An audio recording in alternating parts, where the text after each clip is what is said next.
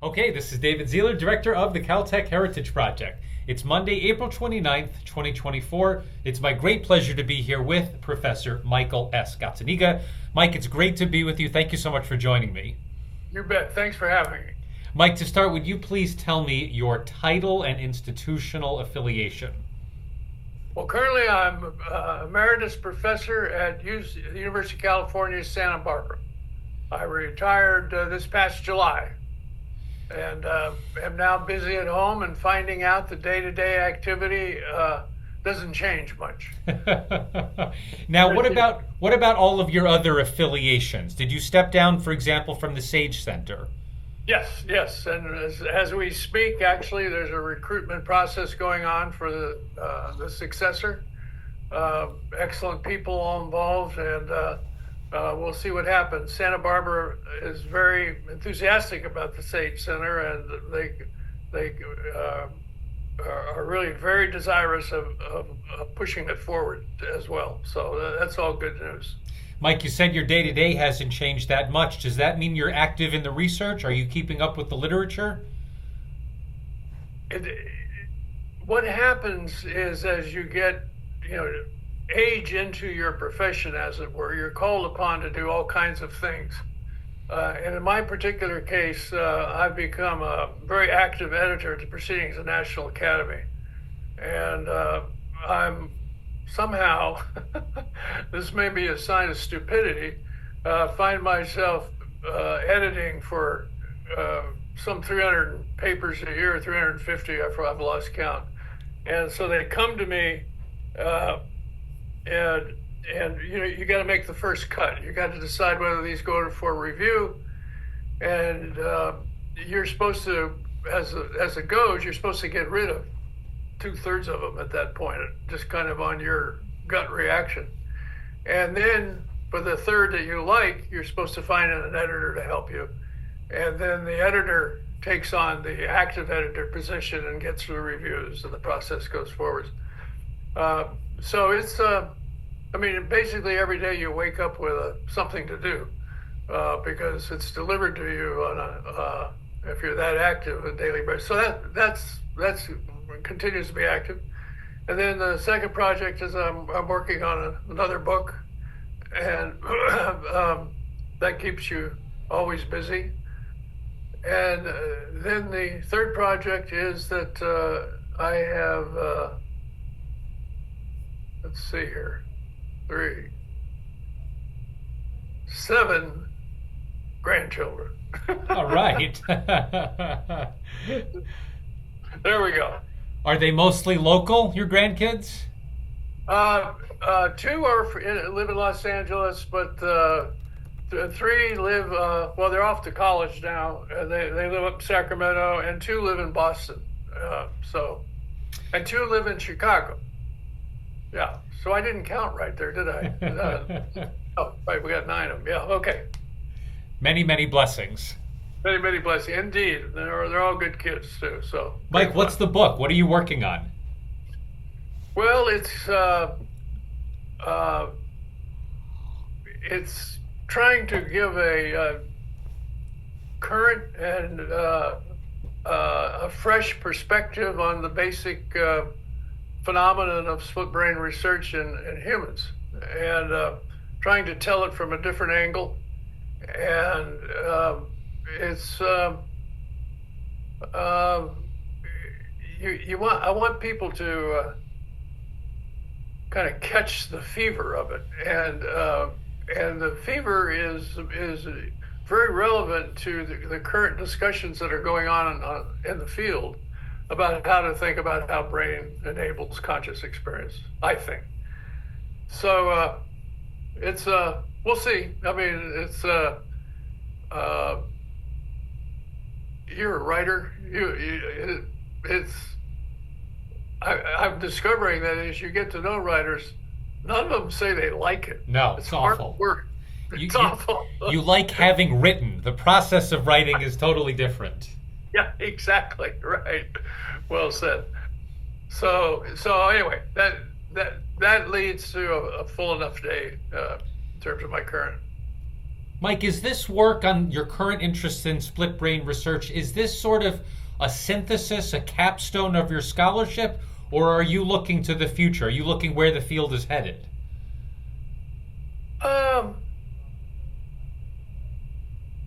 I mean, to try and articulate how you see the world because of what you know is always the challenge. And whether you have the secret sauce to tell people how to think about the future, we always flirt with that, but it's rare that that's how it spins out. That other people come in and see something.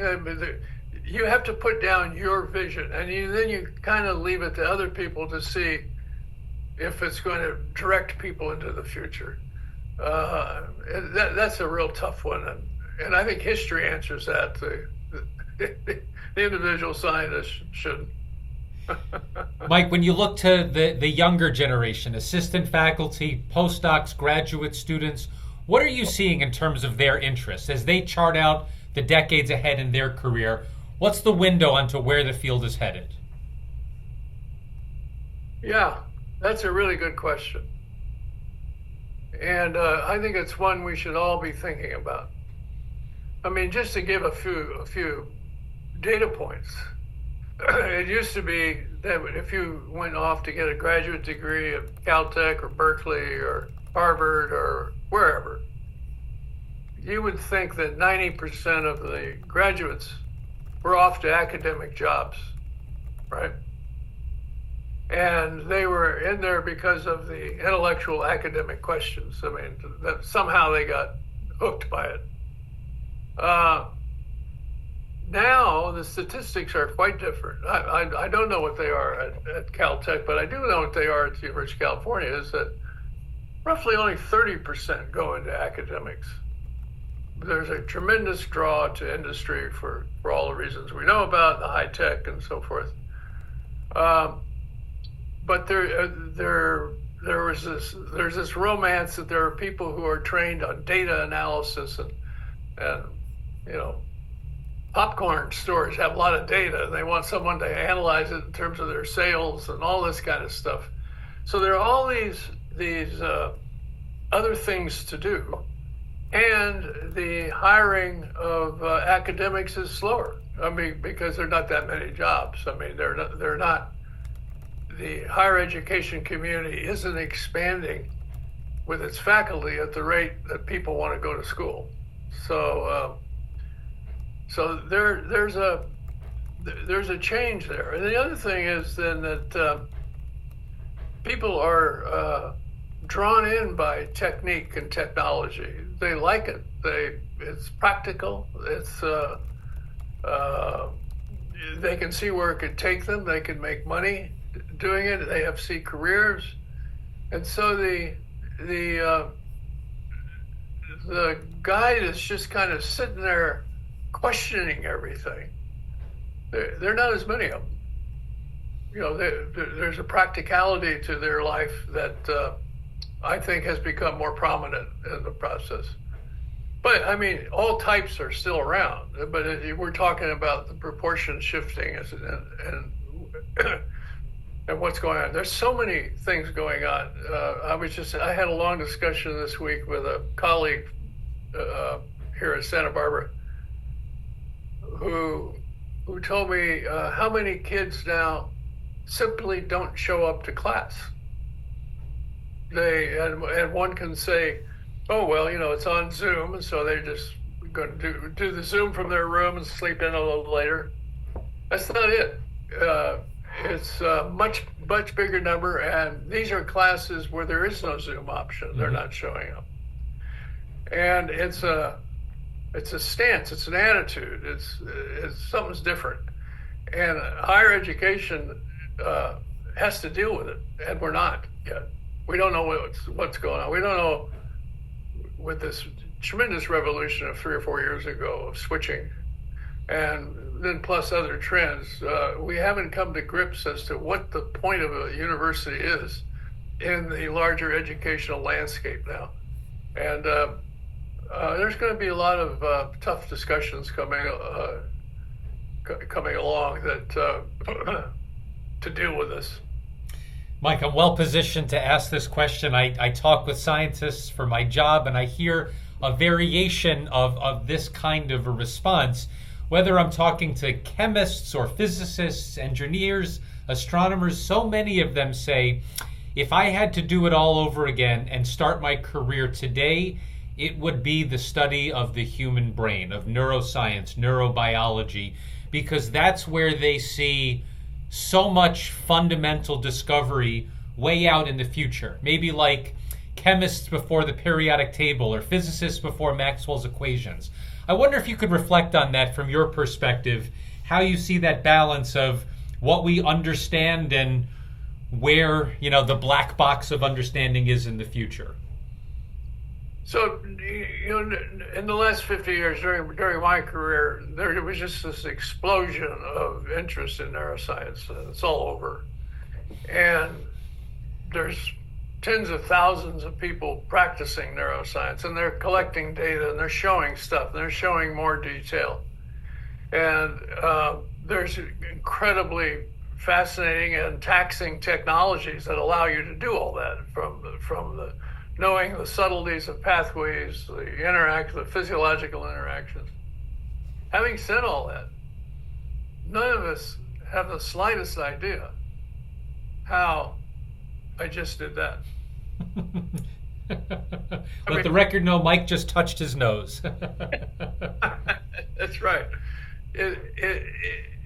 How a thought becomes a discrete motor response. You can hear a lot of fancy talks, but basically we don't know how that works. We don't know how it works. And we've gone from, we can just, if we just study these changes at the synaptic level, we'll figure memory out. Well, that's a bust. Well, if we can just understand maybe 50 cells doing what they're doing at once instead of one, we can get a bigger, there were a few insights, but there's 83 billion and a trillion synapses doing something too. And how much information do you have to capture before you have an idea how it works? And that's wide open. That we're just at the front door of those kinds of deeper understandings. And so the people you interview are correct. This is not a field that's about to wrap it up and tell you the full answer. It's a little baby field still that has lots to learn, lots to try to capture. I had a Caltech professor friend of mine recently give some encouraging news. I won't name him, but it's obvious who it will be, I guess. He was worried at one point that students used to come in and want to know about the deep questions of networks. And then they went through a phase where, no, that was too deep. They wanted to know something simpler because they wanted a job in Silicon Valley. And he says now they're coming back to wanting to know the deeper answers to the deeper questions of how layered architectures work and so forth. So I think the real smart ones are saying, maybe they're saying, this field needs help and we better get in there and give them some of these more complex ideas. Because we do absolutely need help. Mike, where do you put technology in the advances in neuroscience? How much do we now understand about the brain as a result of advances in technology? And how much is it just good ideas coming along? I'm a big believer in the good idea philosophy.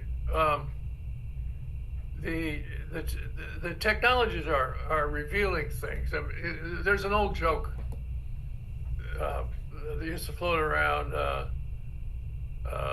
See, how did it go? 9W, that's the answer. What's the question? And people flush around. He says, "Well, is it the major route out of New York City? That's Route 9W." And so it turns out the answer is, do you spell Wagner with a V? 9W, right? So, it's a great story, and it's a great lesson. People come in with these elaborate demonstrations with a new technology that shows some pattern of results. And you can say, well, that's the answer. But what was the question? Yeah. And it's so fundamentally to real profound scientific advancement that's what we should keep in mind. That's what everybody should keep in mind. You hear these vast correlational studies that find things that no one could have imagined before, and so you find it. So now what do you know? I mean, people are aware of this, but you got to make a living, so you go for the local practical result. There's a whole the system is biased towards practicality of getting a reliable result, and the person who wants to sit around says, yeah, but what does that mean? They're going to have a harder time finding a job in the short run. And so there's all those issues that boil up, and I don't know. An old guy like me can say that. If you're in the mix, it's hard to make that one of your prominent themes. Mike, what about the more specific question of consciousness? What do we know already? What are the big questions that remain? Well, what is it? It's still sitting there as pregnant as it's ever been. People have thoughts about it. We just lost, I'm sure you know, the philosopher Dan Dennett, who thought about it for 50 years, and made a strong case and a compelling argument for many that it's just an illusion. It's what the brain does. Get over it. Once you explain all the things you think you can understand about brain function, from memory to motor control to whatever it is, a feeling, you're going to have the explanation, and that's it. There's no special box in the brain. There's no special process that gives rise to this phenomenon. And that's a very studied, well-supported position by some. And then there's other people who draw on mechanistic mechanisms, and they say, well, the information's got to flow here, then it flows there, and then goes over there, and then something happens, and all these things are ongoing now. And the deeper view is we just don't know. We don't have a handle on it yet. And so what people do, and certainly in my contributions, you don't go too deep into that question. You just say, well, let's do things. When did it happen? What brain lesions affected? You just start studying it as if it's something, and hopefully illuminate underlying mechanisms of how the brain must be doing its tricks. But you don't come up with the answer. And I would say all these approaches have not yet done that. We all have views, and I wrote a book called The Consciousness Instinct, and try to point out a number of things about it. But did I come up with the answer? No, I told you a lot of things about it. So, Mike, when science falls short in helping to explain some of these big questions, for you, is there value in non-scientific approaches in thinking about philosophy and even perhaps spirituality? Well, I don't know how far out you are on that one. When you speak of spirituality and the notion that there is not strictly a material perspective to have here. Yeah.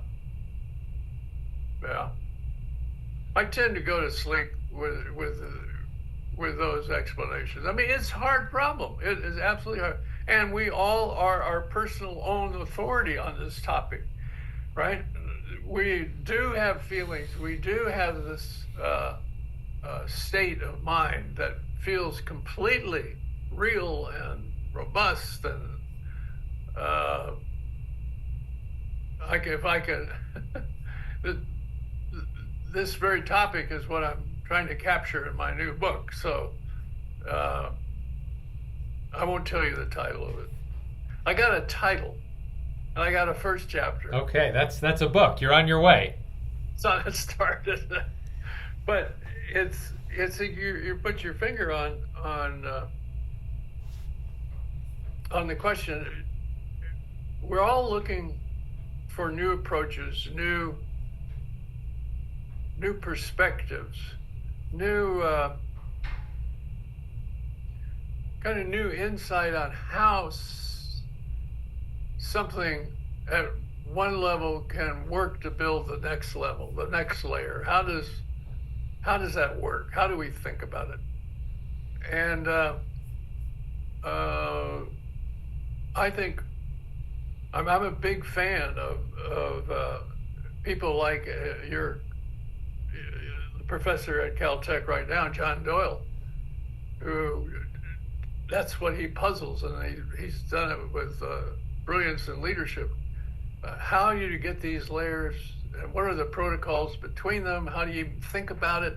How do you apply that to neuroscience? So he comes out, of course, engineering and control and dynamical thinking. That's a big, meaty question, and people are just beginning to gear up for that. And to show, I mean, my commitment to that is that one of the things I did get established here at Santa Barbara is a graduate program with that as the goal, dynamical neuroscience, we called it. And people come in from engineering and biology, and they take common courses together, and they're mixing it up. And it's interestingly, it's kind of risen to the top. The program and the kids that apply to it are really the top kids. So if you go back and put a bow on this thing, the professors are interviewing, they know all this, they feel it, and if that's getting communicated to the real smart kids, then the next era is going to be full of invention, I feel, and I guess in a way it's up to the academics who run these institutions to let it happen, to let the line out here, and I'm kind of jumping around here, but one of the other things I started here at Santa Barbara was something called the Foundations Institute, and what it is to bring people together from multiple disciplines to talk about ideas that maybe should be junked, and how dogma captures people and keeps them in ruts, and take a particular question and re-examine it. And we've run 2 or 3 meetings, and it's now running. I've retired out, but another one comes up next week. It's so hard to liberate oneself from what they know in the immediate sense and what they're promoting, what they think is important, and they're all important things. But does the dogma shut down the more, the next level of thinking for too long a period of time? Through time these things work, I suppose, but so anyway, it's a big issue. Mike, I want to get to some more specific questions about the topics that you've pursued over the course of your career. Perhaps let's start with anatomy. Is everything related to the brain in terms of what you've done? Are there aspects of brain-body interface that you've worked on? Are there aspects of research that you've done that have nothing to do with the brain? Um, so how do I answer that? So one of the big ideas that came out of our research was this notion of this special thing in the left hemisphere of people called, and we called it the interpreter. And what it is it built on the fact of something we observed from these very special patients. These very special patients, we knew after we got into it that the right hemisphere, which usually didn't talk, most patients that didn't talk, could do things. And of course, the left hemisphere is observing this. And that's weird, you know. How does that work? And what we discovered was that the left hemisphere instantly incorporates whatever it was, whether it was an emotion or an actual behavior, into a storyline that's sort of ongoing at that time in the left hemisphere that explains it. That makes it sensible with respect to the ongoing story of that person at that time. So this is just, when you think about this and years of experiments we did, you just realize that, you know, maybe what at the heart of consciousness, it's a story that we've told ourselves. And it's ongoing. We live it every day. We wake up, we add to it, we forget parts of it, we do this, and when we forget parts, we remake up others, so we invent other stuff to fill in. That's why we're full of false memories. I used to joke, I like false memories. Some of my best memories are false. And and you can do studies showing this kind of stuff, you know. So I would say, to the extent that a story is it's at another level, another layer in the system, and how we would represent that vis-a-vis the actual brain mechanisms that are chugging along to produce it. We can't tie those things together yet. The story's real, the brain mechanisms are real. We don't know quite how they get stuck together, but they do in some way, I suppose. So, yeah, there's been over the years, there's been a lot of research by people who try to find this little man in the machine, that's making all the decisions, that's calling the shots. Did you ever see the movie Men in Black? Oh, sure. And they open up the head, and there's a little guy in there pulling the levers and everything. Yeah, that's kind of what our little baby model is. Dan Dennett used to show that all the time in his lectures. He says, that's just not the way it is, folks. So now so that's reproduced. Now there's a ton of experimental psychology and neuroscience that you have these decision mechanisms, and you have all these layers of memory constraints. You have these networks adding this, adding that. So it's a decision process in that network, and that's what's doing it, and on and on and on. And we can say all those things, but there's still no book we can go to or knowledge depository that tells us actually how it gets done. We're still lacking that, and that's the challenge. Now, I asked about beyond the brain. Within the brain, what are the areas that you're focusing on?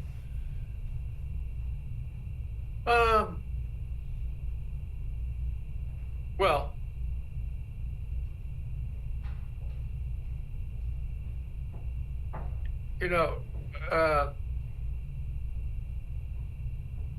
how people attach, a question that's always fascinated me is how people attach feelings about specialized capacities, is one way to put it. So if you look at, from an evolutionary point of view, if you look at of all the incredible cognitive skills that we humans have, you could argue that so many of them are adaptations. They've been built in over billions of years. There have been ways the organism can solve a situation to enhance survival, right? And these things are all over the brain, distributed in various ways.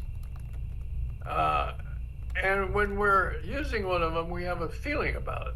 So we have a feeling about a specialized capacity. And is that what we're talking about when we're talking about conscious experience?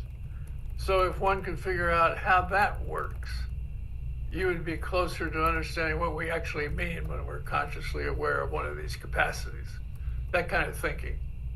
So you're always back in there trying to think about these fundamental associations that you understand being alive. But yeah, that's all true. But now how does it work? Caltech has a real opportunity because of its environment here, because I'm a firm believer that the engineers have it right when they say, if you can't build it, you don't understand it. I mean, that's a hard one. It's so funny too when you when you give a lecture and they're engineers and there's basic scientists, the engineers give you the hardest time. What do you mean by that? You know, I mean, how can I build? Oh God, give me a break. I'm just trying, you know. The other guys are, you know, thinking they're in abstract models. It's a lot of fun. But Caltech's got both of those full force right there. People think from an engineering perspective and from a, you know, deep theoretical basic science perspective. Yeah. Mike, everyone's talking about machine learning and artificial intelligence these days. I wonder if you see these advances either as particularly promising as a research tool or even philosophically in understanding what learning and thinking means. Yeah. You know, I mean, the prudent answer is not to answer that, because I have no idea. Will these big things? I mean, you know, the old metaphor, Big Blue beat Gary, the chess player. I'm blocking on his name. Kasparov beat him, but the line was no. They didn't. It wasn't a middle system that topped Kasparov. It was the fact that it could do all these multiple calculations with speeds that, of course, if there was something available that could do that, it'll beat the human. So what? And so that kind of thing, these things already exist. They're all over the place, but are they going to take on that essential feeling of humanity and morality and all those things? The advocates for this stuff say, yeah, it's going to do all that. Just be patient. And you know, in some sense, I guess the question is, well, we got a whole nother way of making another human, and it's really fun. You know, what are we doing this for? What do we need more human-like things? So maybe that one should be put aside and just look at the revolution in deep learning and chat and GPT and all that. They're just going to be great at solving things humans can't solve, like what the structure of a new protein could be to block something. That seems to be a hugely important field that's coming online now. And we just couldn't do it. I mean, the human, no matter how many little experiments you did, you couldn't dream up the three-dimensional configuration that is exactly what's needed for this biologic experiment. And apparently there's evidence now that they're getting there and can do that kind of thing. Well, that's incredible. You know, so if it's used in that sort of technical way. It's obviously going to be fabulous if we've built a monster that's going to work in some bizarre way, something we're going to have to deal with. Mike, a nomenclature question, and to the extent there's meaning behind the words, do you think of yourself more as a psychologist who does neuroscience or a neuroscientist who does psychology? Yeah, from my graduate days at Caltech onward, the program was called psychobiology. And in those days, you just went to work in the lab. Yeah. Right? I mean, you took some course, I forget what it was, and a couple courses, and then you had a few qualifiers you had to pass, but you just studied on your own, and you went in and you sat in. And I remember one of them, I had Sperry and A.H. Sturdivant as my examiners, and the Sturdivant, you're sitting, of course, you're shaking in your shoes. You've been studying for months and everything. And Sturdivant's test was he handed me a box full of insects with pins in them, and he told me to name them. What the hell? Genus and species, the whole bit. And I got 49 out of 50. That's what I remember. And then Sperry asked me a question about the development of the aortic capsule, the hearing system. And I was so undone. It's a standard, freshman question. It was a softball from my mentor, right? I got so frustrated that I found that thing roaming all over the body before I wound up where it was going to go. So, but that was all to say that you were evaluated on what you did in the lab. You went to work right away, and you did experiments. And so with the psychobiology in Sperry's lab, we had neuroscientists postdocs, we had psychologists postdocs. I had the thrill of during third or fourth year in, I forget which one now. Seymour Benzer came to spend a year with Sperry as he was getting going his neurobehavioral work, and he had the office right across from me. And we, in a Caltech, everybody's equal, and everybody's just shooting the breeze with these famous people, and nothing's made of the difference in class or what have you. So there were psychologists, there were neuroscientists, and whatever came out of that means you listen to both sides with intensity. I suppose throughout my adult life, I have just because of the nature of the work, the split brain behavior and all that, I found myself affiliating more with psychologists. Sperry loved psychologists.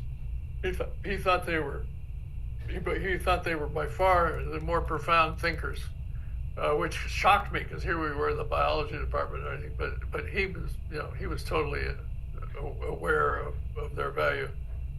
And throughout life, I became very close friends with a number of famous psychologists, and each one was a treat to see how their mind worked. It is funny, when you get to know people that are famous for something, right? As you get to know them, and they know you, you never talk about any of that. You're on a platform where you're talking about whatever's current in the science news or in cultural news and everything. It's there's the notion that people sit around and talk about who understands less or more about quantum mechanics. That may go on somewhere at some level, and I'm sure it does. But when you're just talking about a colleague, with a colleague, even though there's age gap, you're talking about, you've sort of won the ticket to be there. And now that you're there, you're not going to talk about that stuff. You're going to talk about what's current. And so that was always an exciting part of those friendships. Have those distinctions changed over the years in the fields that you represent? What it means to be a psychologist or a neuroscientist posing the questions that you're posing? Have those boundaries or the kinds of questions changed? That's a really good question.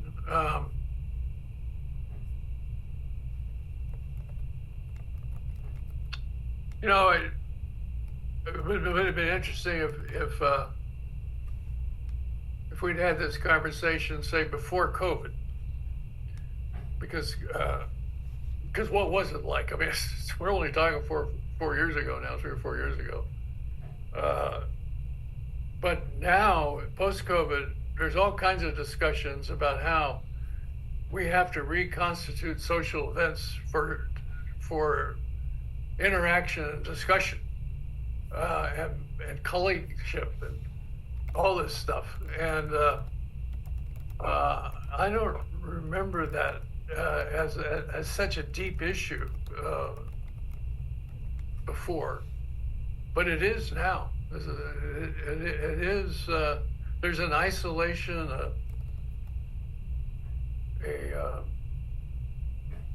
a happiness with Zoom that it's very disruptive.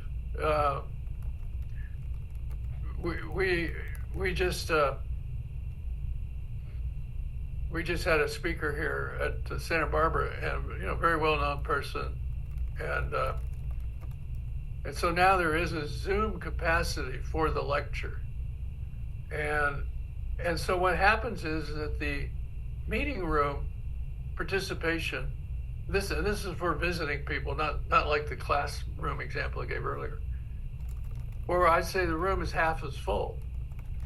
And I try to point out to people, I said, we're here to benefit from the speaker, but it's also our time to represent who we are to them, because they're traveling the world, and what is going on in Santa Barbara? And people say, well, no, the other people were home at Zoom watching it. That doesn't work. The chemistry of the room, the feel, all the cueing that goes on in interpersonal relationships, it's taken a hit. And whether we're just going through some phase now, and we'll get back to that other one or not, I don't know. Mike, communicating to the public has always been very important for you in your presentations, in the books that you write. Why is there that importance, that need for you to sort of communicate these things beyond your scholarly peers?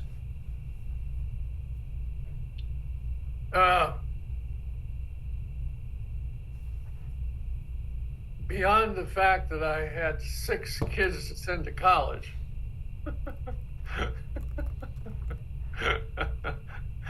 let me tell you what that bill is. There's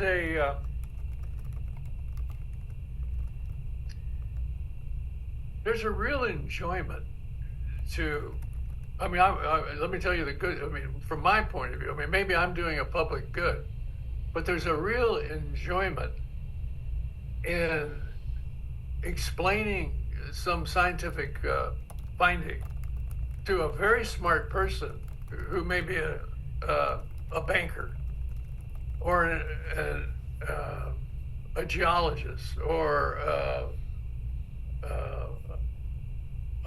dare I say, even a physician who's in clinical practice, who doesn't have the time to really think about the implications of a behavioral result, or it's all about businessmen, a salesman, go right down. As long as they bring to it, they're interested in what you're saying. This is the point. When you go give a public lecture, the people that are there for a reason. They're kind of interested in this. And then if you can successfully tell a story, that's very gratifying. That's fulfilling to me. So there's that part. There's that part of it.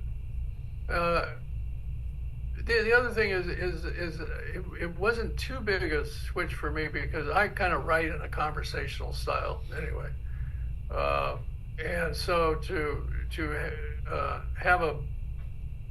have someone say, this book ought to go, this ought to be a trade book, basically. You give it a shot, and so I did, and then I wound up writing 4 or 5 of them along the way.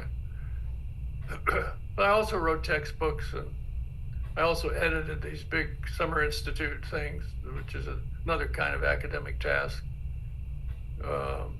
Yeah, so it's fulfilling. Mike, have you always thought of your work as rooted in fundamental research? Is it all about just discovery? Have you ever thought about your work and its translational or applied value? Well, how I tried to capture kind of, well, at least an aspect of that question is when about 20 years ago, has it been that long now? And maybe, 20 years, oh, geez. I was asked to serve on President Bush's Bioethics Council. And that turned out to be an 8-year gig, as they say, which meant every 6 weeks in Washington. And this is the first part of that was a very tense moment in biomedicine and politics, where we were thinking, blastocysts and cloning and all of that was on the table, biomedical cloning, and should this all be shut down and so forth and so on. And the whole embryo question and what is life. And so 18 of us from all over, lawyers, ethicists, liberals, conservatives, was run by a very, very well-known and very classy guy, this guy Leon Cass from University of Chicago. Went to Washington, hammered this out. And that took a lot of energy, actually, a lot of preparation and a lot of work. And so, yes, you realize you are doing that because everything takes time, I suppose you have to put. I mean, there's only 24 hours in a day, so everything takes time. And when you take on one of those things, there's a cost. That probably means you're not going to be as closely involved in that experiment that's going on in your lab. You're going to know all about it, of course. But so those balances are going on all the time. To some extent, those balances are going on in every professor's lab at a scientific institution because of the horrendous demand on them to raise money for their research. Constant burden. And then the administration of those grants and the editorial duties. I mean, if you, a colleague of mine once wanted to write a book called 13 Minutes. And that's what he calculated. He kept count. He had a stopwatch on his desk, and every time he started thinking about what he was supposed to be thinking about, he started the stopwatch. And it turns out it was about 13 minutes a day. And the rest of the day was doing all the other stuff you have to do. And so it's that factor has only grown. It's only gotten worse. I have a daughter that's just started in the business at Harvard. And Jesus, the amount of time that you have to spend on the science funding, it's just unbelievable. A question about science funding. You have a long history with NSF, with NIH. What is the broad trend lines in government support of basic neuroscience research? When did they get involved? Where is it today? Yeah, so I think it was 1970 that the Society for Neuroscience was born. And it was put together by the leaders of the field. I remember in particular a guy named Floyd Bloom, who was at the Scripps Institute for years, a famous neuropharmacologist. Anyway, they had this first meeting in Washington, and 4 or 5 people were involved in putting it together. And that's where the name was dubbed neuroscience. They dubbed it the Society for Neuroscience. People have been calling it all kinds of things: psychobiology, physiological psychology, all kinds of things. So it all snapped under this one big umbrella, neuroscience, and of course has been this monster ever since. And then there was the Brain Initiative in 1999. The Decade of the Brain had been one of George Bush's initiatives.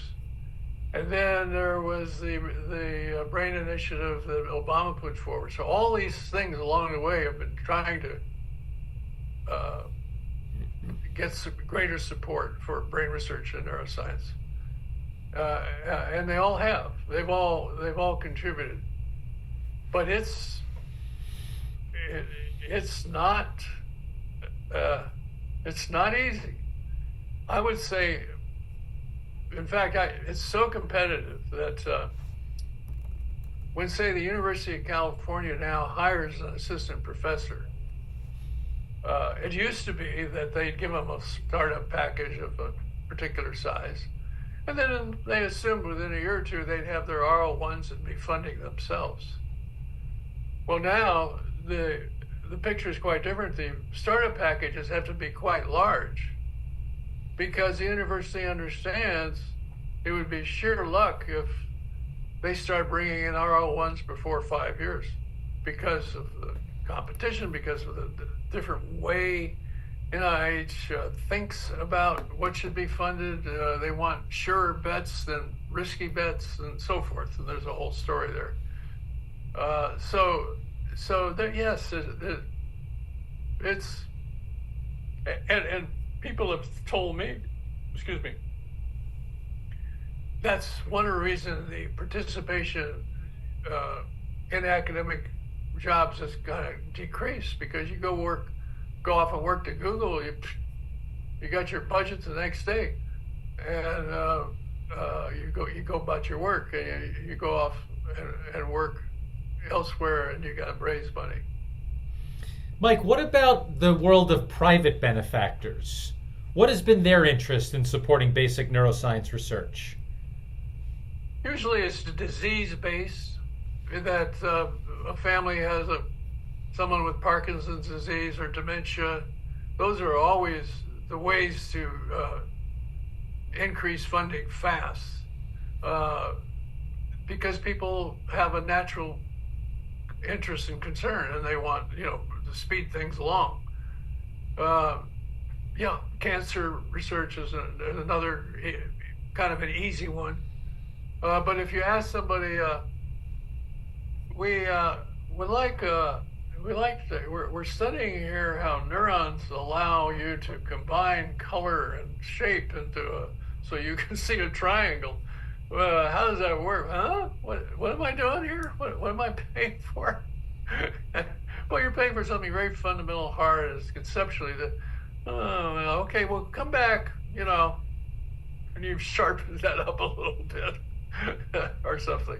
So it's a different ballgame. Mike, you mentioned disease. Does your research impact, or is it relevant to the all-important questions surrounding neurodegenerative diseases? Not me.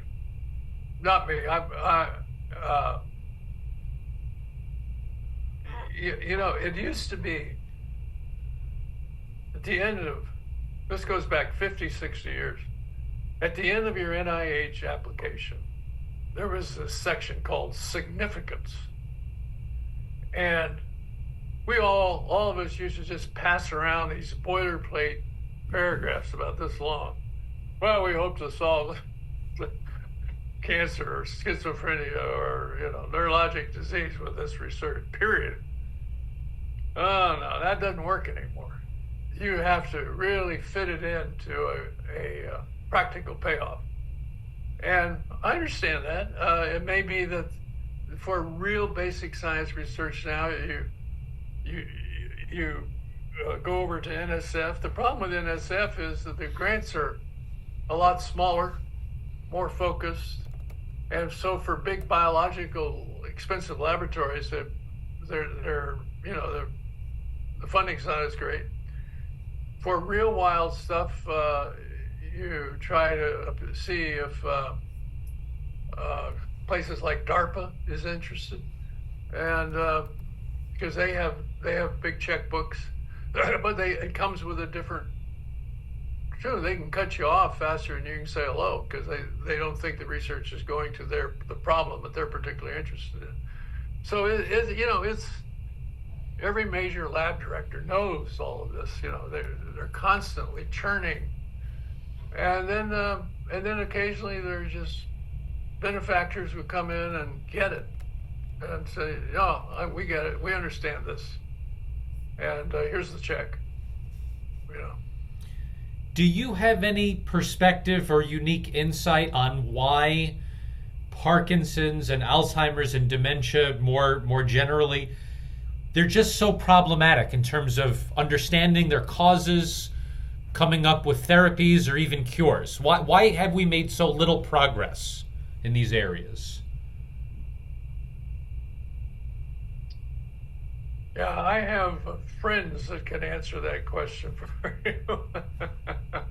All I know is that there is tremendous support for those people working on those problems. For example, the Michael J. Fox Foundation has been has given major impetus to all kinds of work on Parkinson's disease. So that's good. But why is it so difficult? Yeah. So let me just give you an example of why it's so difficult. So as we age, and everybody knows this, you begin to have anomia. What is anomia? Just can't find the noun you're trying to think of, right? And proper anomia is when you can't find the name. You remember it's Uncle Harry, but wait, what was Harry's last name? Or you're trying to think of somebody from your class, whatever it is. This just goes up and up and up with age. It gets more dense. So then you also realize that so you can't think of the name and you're frustrated by it, but you do a paraphasia, you talk around it, and then pretty soon, boom, it pops up. There it is, and you say the name when you don't need it. you remember the name finally.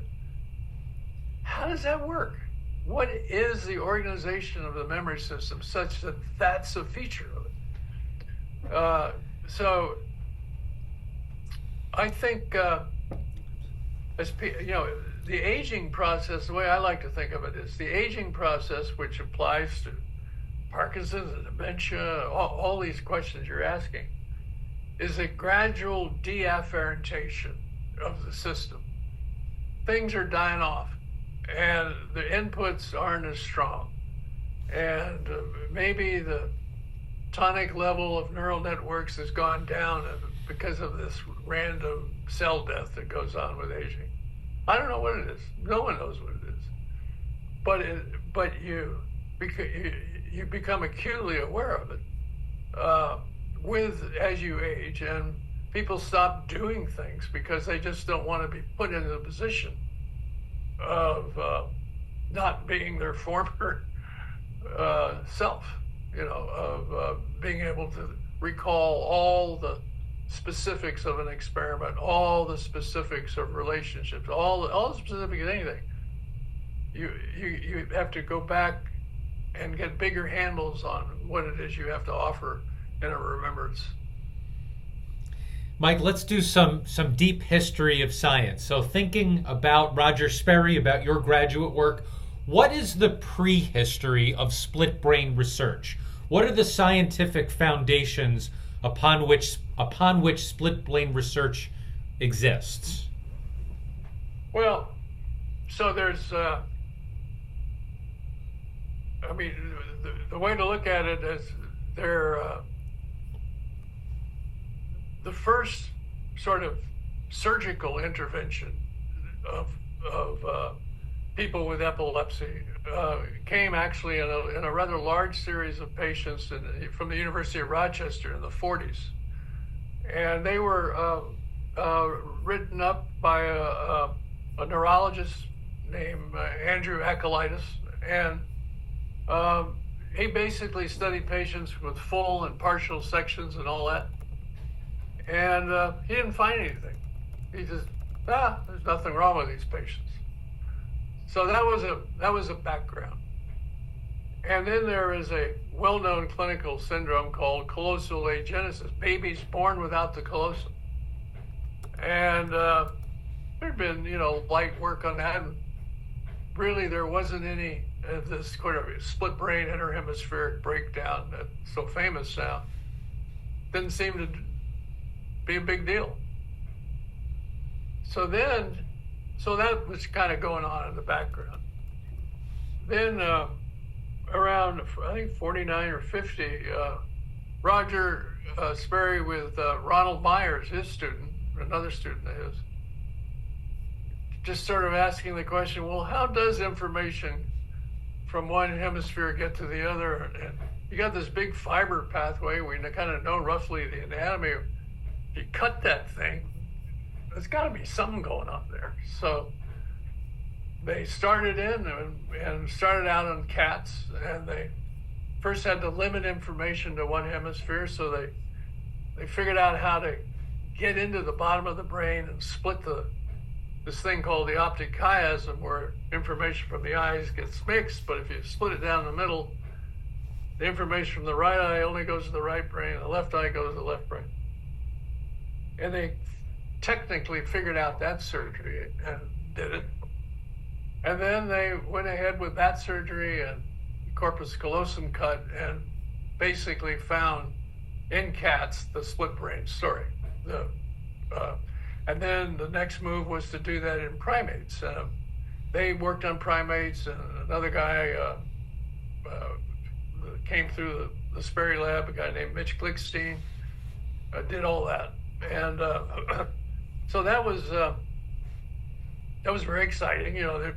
Sperry, I think Sperry coined the term split brain preparation in those days.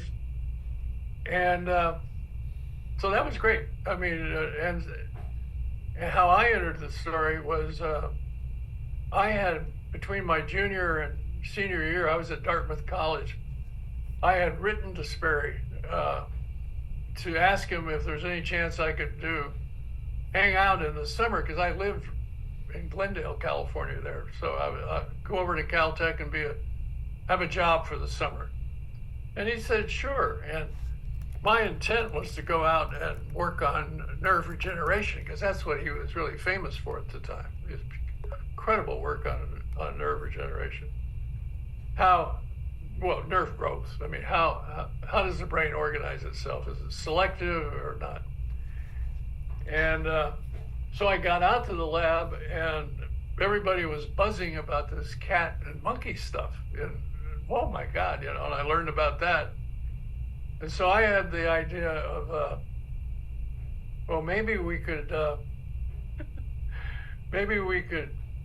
what happened if we had a temporary split brain? So I started on, I wrote about this in my book.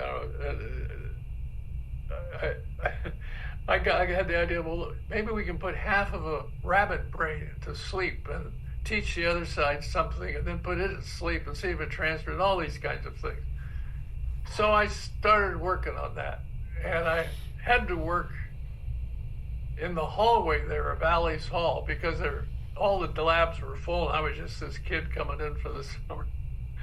And so I finally get the prep all ready, and I'll never forget this, of course. The rabbit's hooked up to the EEG machine. I have catheters into his carotid artery. I got the whole thing going. Linus Pauling walks by. Says to me, "What are you doing?" And I said, "Well, I go into this whole thing and what I'm doing."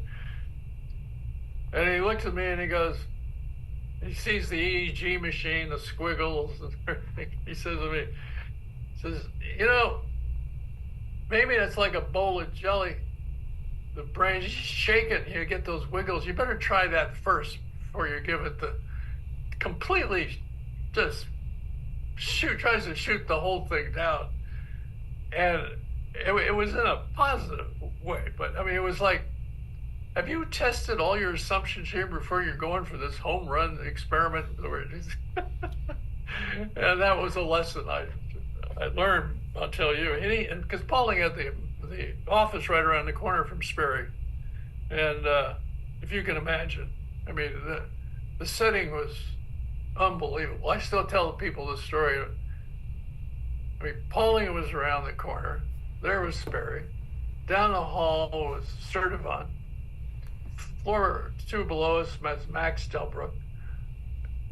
Feynman used to come over all the time because he was interested and walk through and ask his question. Come on.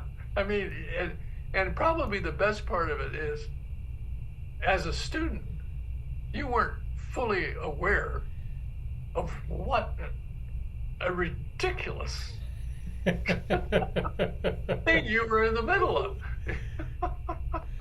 It's kind of, after the fact, you're, oh my God, what a bit of luck to be here. But anyway, so then I went back to Dartmouth my senior year, and I thought, I had the idea that, well, maybe we should try these acolytus patients in Rochester. So I got a little grant from the Dartmouth Hitchcock Foundation to rent a car, and I started developing these tests, and I got permission from the guy in Rochester to come down and try and test them. And we're going to see, with lateralized testing, maybe we could find something. So Sperry and I corresponded, and we came up with a bunch of tests, and I drove down there. And when I got there, the president and neurosurgeon at the time of the actual acolytus patients had changed his mind about whether this undergraduate from Dartmouth should be looking through medical records. So he said, this probably isn't a good idea, and he sent me home. So then that episode ended, and then that summer I got into Caltech, and right soon thereafter was the first patient that Bogan had worked up at White Memorial, and Sperry said, okay, you start testing, just gave it to me, I think almost because everybody else was busy. There had been this experience where an agenus case had come through. They couldn't find anything. Acolytus couldn't find anything. It was probably a long shot anyway.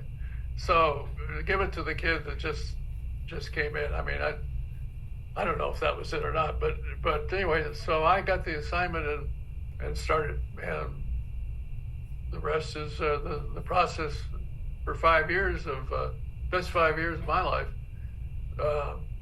working it out at Caltech. Mike, in the prehistory to the split brain research, were there theories about why the brain was split in two? There was way back in early 1900s, there was a German guy by the name of Hans Liebmann who wrote a monograph on it and drew pictures and everything about how there ought to be something here, but it never came to pass. I mean, it came down to fact, going back to your psychology and neuroscience points, it was thinking about how to do the tests where where you were knowledgeable of the neuroscience underlying pathways, and it guided you in probably what kind of tests should work and all that kind of stuff. So it was a synthesis in that sense. You've got to lateralize the information to one hemisphere. How do you do that? Well, you get people to fixate a point, and then you have to flash the information to the other side so they can't cheat and move their eyes over. And so all this stuff that we did. And so it certainly the modern story started right there in Alley's Hall. There's no question about that in my mind. What about the role of evolution How is evolution relevant for thinking about how the brain developed into its split regions? Yeah, there's a number of years ago I wrote a paper on this. I forget the exact title, but human corpus callosum enabling the human condition. And the notion was that with the corpus callosum, you only need to have a specialized capacity in one hemisphere, because the specialized system could be communicated to the other. So through just networking. So you didn't need to build two language systems. You didn't need to build two visual specialized systems, two, you name it, right now, theory of mind systems. You only needed one. And that gave rise to more cortical space for more adaptations to be captured through evolution. And so the broad distribution of specialization was made possible because you had kind of twice as much cortical space to get it done in, because you only needed one system. Now there are all kinds of little subtleties and nuances with this, because there are some people where there's bilateral language, very few, naturally. Some people with bilateral this and that. The vast majority of people are lateralized and specialized, and that they're distributed all over the place. So that's what I think and as Steve Pinker says, you think, well, humans have fewer instincts than animals do. No, they don't. We have vastly more numbers of instincts. We just don't call them that. But there are all these automatic mechanisms going on all the time guiding our behavior. And they're all adaptations in there somewhere. Some network is responsible for them. And you just need cortical space to get that all done. And you don't need two of them. Just get one of them, so you have more space, so forth. That's kind of that's how I think about it. What does a laboratory environment look like for you? Are you getting your hands wet and dirty, as they say? Oh, not anymore. No. It's an interesting, in some sense, the most neurologically interesting time in my career was the 10 years I spent at Cornell neurology department in New York City. There you do rounds every day. And when I arrived, the very famous chair of that department, a guy named Fred Plum, just said, "Okay, you're our neuropsychologist." This was before there was all these licensing things, and you had to sign 20 statements before you can see a page. No, just come on, get on here, come on rounds with it. And pretty soon, he just said, "Okay, he would just say to me, 'You're doing rounds, I'm going to Hawaii.'" I said, "What? No." So I put on the white coat and pretend you knew what you were doing, and after about a year, I didn't know what I was doing. And it was fascinating because every room had a patient with a different disorder and a different symptomatology. And then there were many times when, because I knew the experimental psychological methods, I could reveal something to the 6 residents that they had totally missed because they had not thought of it from a experimental psychological point of view as to how you would structure the test and lateralize stimuli. And so it was a very fruitful, and we put out a number of papers on patients with various kinds of disease types that were illuminating. So the rich variety of disturbances of consciousness that you can see on a neurology ward is, to this day, riveting, for sure. I can remember when, during that time period, we did a lot of what's called sodium amytal testing. This is where you put to sleep one hemisphere, like I was trying to do in the rabbit muscular. And the goal is, the surgeons were trying to see if the speech center was where it was, because they had to go in and pick a tumor off, and they didn't want to, by mistake, have this be the patient that had the speech center in the wrong place, and they took off too generous a portion of the brain and make the person aphasic. So they used to do this preoperative testing, we did any number of those tests. But I want to tell you that the experience of you, a fellow human, in a room where you're monkeying with someone's consciousness, it's just, it makes you sweat. You just so know what you're doing, and so know that you're tampering with a fellow human's conscious state, that and then see it. Just like this, the old test we used to do, they have to hold their hands up above their head, and then you feed in this anesthetic line through the femoral artery, and it goes up to the opposite part of the brain. As soon as the anesthetic hit, bang, this hand would go down, and this other one was completely conscious and awake and could palpate objects, and we do all kinds of little experiments. But then, then 2 minutes later, the anesthesia would spread to both parts of the brain and then both sides.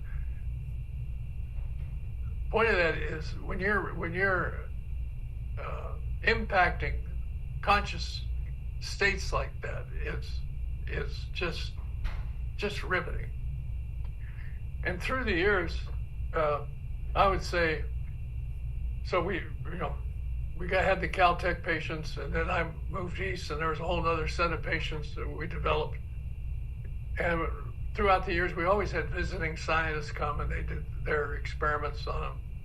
Every one of them just was stupefied by actually in the presence of where these things were going on, because it's powerful.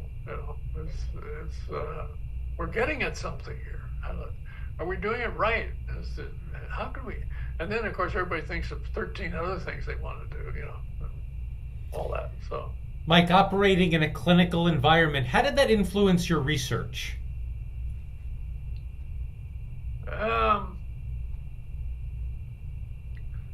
Well, I think it gave rise to deeper ideas about just what you were doing.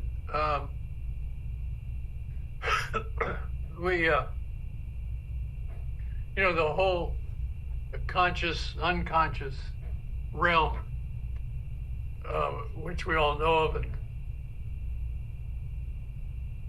talk about, but to start seeing experiments and revealing it was powerful. I'll give an example. So if you have a patient with a right-sided lesion, and how it works is they can ignore or neglect what's called the opposite visual field. Not blinded, they just ignore it. And so if you you flash a picture, say you put an apple here and an orange here, they'll call the apple because that's going to their left brain, talking. It's not asleep, or it's not affected. And this orange over here, they won't name, they ignore it. So they just say, I saw an apple, that's it. All right? That's the basic phenomenon of neglect or extinction. That's a different story. So what we did was, well, let's ask, not if they see it, let's ask, are the two stimuli same or different? Right? So, this is an experimental psychologist in the clinic. And so the patient, all they had to do was say, after the flash of the stimuli, Let's point to a card as same or different. Well, if they were totally ignoring this and it wasn't getting into being processed, you'd be a chance at that performance. You wouldn't know if they're same or different. You'd just be guessing. Well, I got most of them, even though they couldn't name what was going on over here. So I taught you at some level this information was flowing in, it was being decided upon, a high-level decision could be made about it, and all of it you were unaware of, except for the final push the right button here, same or different. And so that opened up a whole way of studying and looking at how you could calculate the unconscious processes that are involved in everything we do. I mean, as we sit here and talk together with each other, 99% of everything that's going on here is done outside of our conscious awareness. It's the brain working. And we want to study that too. We got to study that if you're going to understand the whole process. So those kind of things are evident. George Miller, the great experimental psychologist, who I got to know at Cornell because he was across the street at Rockefeller. And he was this giant in the field, he was just, and I said, so George, why don't you come on rounds with me one day? I mean, right across the street, 200 feet, there's New York Hospital with this neurology ward. Why don't you come on rounds with me? Just, okay. So we get done with the rounds, and all these phasics, extinction patients, demented patients, everything, there was just a garden there of disorders. And he said to me afterwards, he said, the neurology ward has what experimental psychology tries to do just sitting there. What experimental psychology tries to do is present things so fast or with a certain kind of frequency. We try to create those problems by the nature of the way we present the stimulus. You have them sitting there all done for us. And now we're going to figure out how that works. He was just, and he became a huge fan. I mean, he was 60 years old at the time and had never seen a neurologic patient. So that became a big part of cognitive neuroscience, which we went on to develop and now, of course, thrives. So I want to ask about, you see cognitive, the term cognitive neuroscience associated with your career in so many different ways. How does cognitive modify neuroscience? What does that mean? Well, it means you're studying what is genuinely called cognitive mechanisms, language, various forms of memory, problem-solving capacities, high-level abstraction processes. You can go on and on and on. That's the field of cognitive science. And what happened was that when George and I got to know her, Rockefeller University is sort of like the Athenaeum. They have a faculty club there, right? And so you would stop there after work and have your drink. And George and I did that, constantly. And we'd be talking about things, and we realized that cognitive science didn't have a biology, and biology, which we meant neuroscience, didn't have cognition in it. And so it was just studying low-level reflexes and behaviors of rats running down mazes, and none of this had to do with what we thought was the stuff and underpinnings of conscious experience. So we got to put them together. So he and I cooked up the term, and then we got funding for it through Sloan Foundation, and later on I started the journal, started the society, started the Summer Institute, and we're off to the races. So it was just a real, and I think also, and lots of things were happening then, to go back to your earlier points about technologies. It was just then that brain scanning was coming in. First CT scan, which was, pretty exciting. But then when MR came in, oh, wow, that was extremely rare. And then when functional, it just took off like wildfire. Now you had a technology for understanding the living brain in action, and and then that combined with the early people who thought, well, we could, by just lifting electrical signals off the scalp, event-related potential work as it became known, we can study correlations of that and maybe track information through time as it goes through the brain for an act. That technology was taking off too. So it was all of a sudden that there's all kinds of ways of thinking about how the human does its tricks, and we should recognize ourselves that we have this armature to do these things, and so that's how the field got going. Mike, you're a builder, whether it's journals, institutes, societies. Why have you found it always so important to create these gathering spots of scholarship? Well, because I see the result. I mean, there's the critical conversation, the room where all of a sudden the right people are in it, the magic that happens in those situations that just otherwise doesn't happen, or you're not aware of it anyway. And I am a impatient person. I get bored with what I just did, want to do the next thing. That may give rise to I've often thought that maybe if you're cursed with the boredom thing, that may contribute to laziness.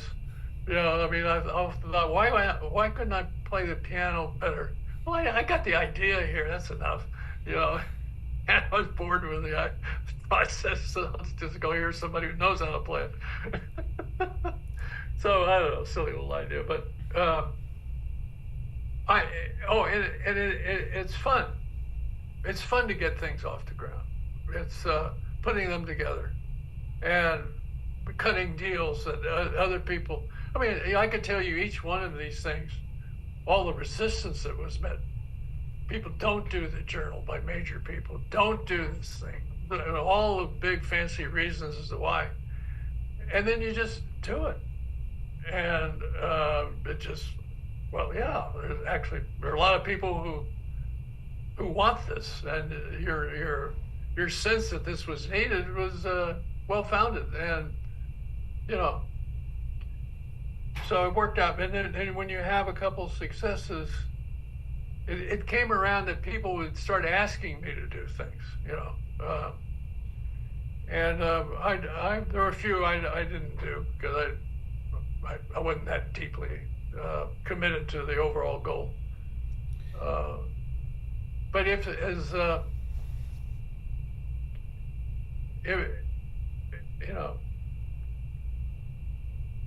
it's fun and worthwhile, it's a great combination. And then when it's no longer fun, it just becomes routine. Hand it off to somebody else, and you go try to do something else. Does cognitive neuroscience feel like a mature discipline now? It's got a long ways to go, I think, tell you the truth. And it'll come by success, by real surprising insights on how this thing may work. And they'll be incremental, of course, but there'll be some real tantalizing ones. It's a cognitive neuroscience now, I would say, is a fifth to a third of most psych departments throughout the country. The idea of not having a biologic understanding or a dimension to a psychological process is what? No, we're living in the 21st century. Of course you had to have that. So There was the battles getting in the front door. There was the classic psychologist who just says, oh, yeah, we don't need to know anything about the brain. We need to know how when you rotate this square, it does this, and then people do that. And that's our level of description. We got to get that right. And that's all true. But there's a new there's a new guy in town, and he's going to tell you more about that. It's not that the other is a bad idea. It's very crucial. And I think that's an old battle now. Now we're just trying to bring greater and better science to it all. Mike, you've moved around so much in your career. What's the big explanation for that?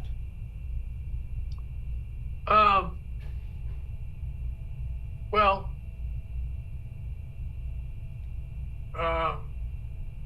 it always got better. That's a simple factor.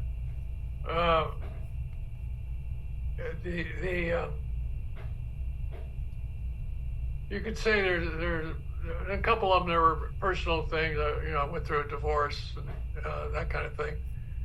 But my wife and I have now been married for 40 plus years, and we moved a number of times too, because the deal kept getting better. It was more exciting, I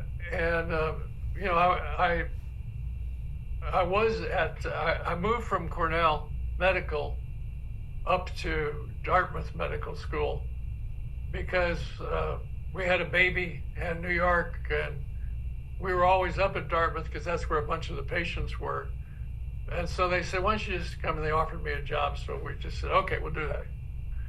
And then we were very happy there. And then UC Davis came up, and the chancellor himself came to our house and said, we want you to start this Center for Neuroscience. And Davis, I had a good friend there and thought I'd be good at it.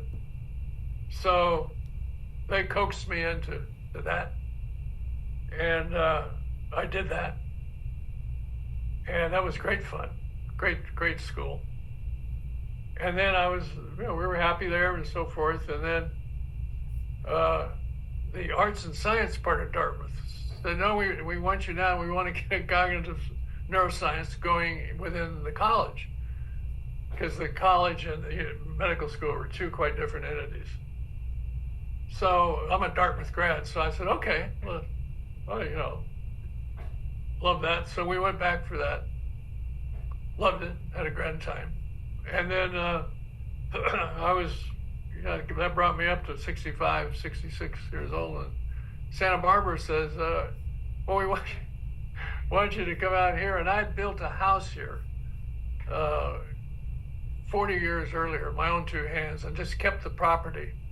And it's right here in Carpinteria overlooking the ocean. And I was 65, and I said, well, let's go back. It'd be a good way to do that. And we did, and we've been here ever since. And we're not going anywhere. Well, Mike, now that you've provided sort of the table of contents to everywhere you've worked, in our next conversation, let's go all the way back to the beginning. We'll trace your upbringing, your family background, how you got interested in neuroscience. We'll take the story from there. All right.